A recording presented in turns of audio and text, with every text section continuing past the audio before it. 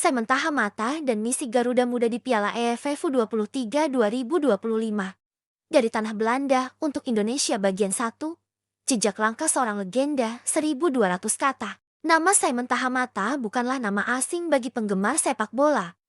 Khususnya mereka yang mengikuti perkembangan sepak bola Eropa di era 1970-an hingga 1990-an.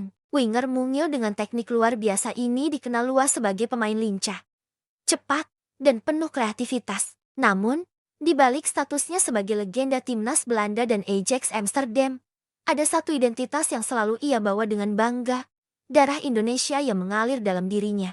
Lahir di Vught, Belanda, pada 26 Mei 1956, Simon adalah putra dari keluarga Maluku yang bermigrasi ke Belanda. Ayahnya adalah bagian dari gelombang besar masyarakat Maluku yang dipindahkan ke Belanda setelah masa kolonial. Meski dibesarkan di lingkungan Eropa, Simon tidak pernah lupa dari mana asal-muasalnya. Dalam berbagai wawancara, ia sering menyebut bahwa dirinya bangga menjadi keturunan Indonesia dan selalu ingin suatu hari bisa memberikan kembali sesuatu bagi tanah leluhurnya. Kini, setelah puluhan tahun berkarya di lapangan hijau dan dunia pelatihan, Simon kembali ke Indonesia. Namun, kedatangannya bukan untuk liburan atau sekadar nostalgia. Ia datang membawa misi, membantu membentuk masa depan sepak bola Indonesia. Bagian 2. Dari Ajax ke Indonesia, 1300 kata. Simon memulai karier profesionalnya di Ajax Amsterdam, klub legendaris yang juga menjadi tempat lahirnya total football. Di sana, ia berkembang pesat, bermain bersama nama-nama besar seperti Johan Cruyff dan Ruud Krol. Gaya mainnya yang atraktif membuatnya menjadi favorit penonton.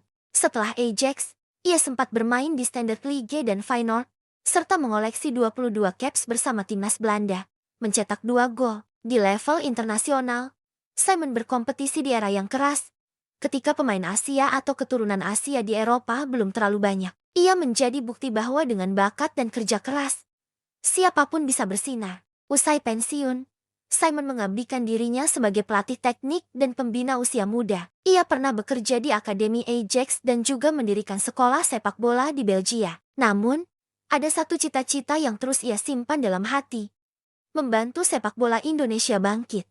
Tahun 2023, PSSI melalui program naturalisasi dan pengembangan akar diaspora, mulai membuka kembali pintu bagi talenta keturunan Indonesia di luar negeri. Nama Simon Tahamata pun masuk dalam radar federasi. Awalnya ia hanya diundang untuk memberikan workshop pelatihan teknik di Jakarta dan Surabaya. Namun, dari situlah hubungan lebih serius terjalin.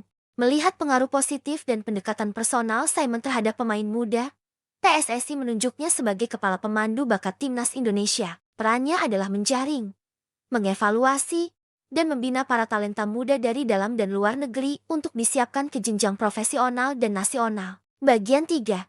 Transformasi Timnas U23 1400 kata. PSSI sadar, regenerasi adalah kunci dari sepak bola modern. Tim senior yang kuat harus memiliki pondasi dari level U23 dan U19 yang stabil. Dalam beberapa tahun terakhir, Timnas Indonesia U23 mulai menunjukkan kemajuan. Namun, inkonsistensi masih jadi persoalan klasik. Disinilah peran figur seperti Simon menjadi penting. Dengan persetujuan pelatih kepala Gerard van den Burg, Simon mulai terlibat lebih aktif dalam sesi latihan timnas U23 menjelang Piala AFF U23 ke 2025. Ia tak hanya memantau dari jauh, tetapi turut memberikan arahan teknik, motivasi, hingga membangun ikatan batin dengan para pemain. Menurut Van den Burg, yang juga berdarah Suriname Belanda dan pernah bermain di era keemasan PSV Eindhoven, Simon adalah pendamping ideal dalam membentuk karakter pemain muda Indonesia. Dia punya aura, anak-anak langsung respek. Bukan karena dia legenda, tapi karena dia jujur, sabar, dan bisa menjelaskan detail sepak bola dengan bahasa yang sederhana.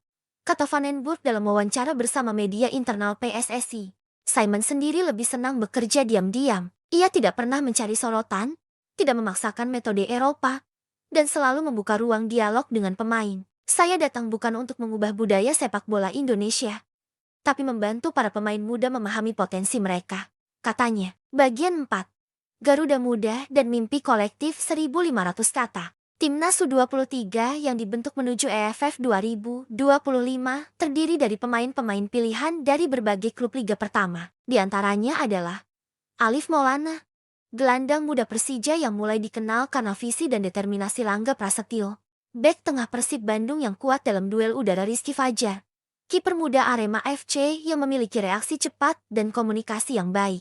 Nika Abraham, penyerang keturunan Indonesia Belanda yang sedang proses naturalisasi. Mereka berasal dari latar belakang berbeda, namun memiliki satu tujuan, membawa Indonesia menjadi juara di rumah sendiri. Simon percaya, untuk mewujudkan mimpi itu, tim harus dibangun di atas nilai kekeluargaan dan kejujuran. Ketika mereka bermain, mereka bukan hanya pemain profesional. Mereka membawa nama bangsa. Itu harus mereka sadari setiap kali memakai jersey merah putih, ujar Simon. Dalam berbagai sesi, ia kerap memberi motivasi langsung kepada pemain.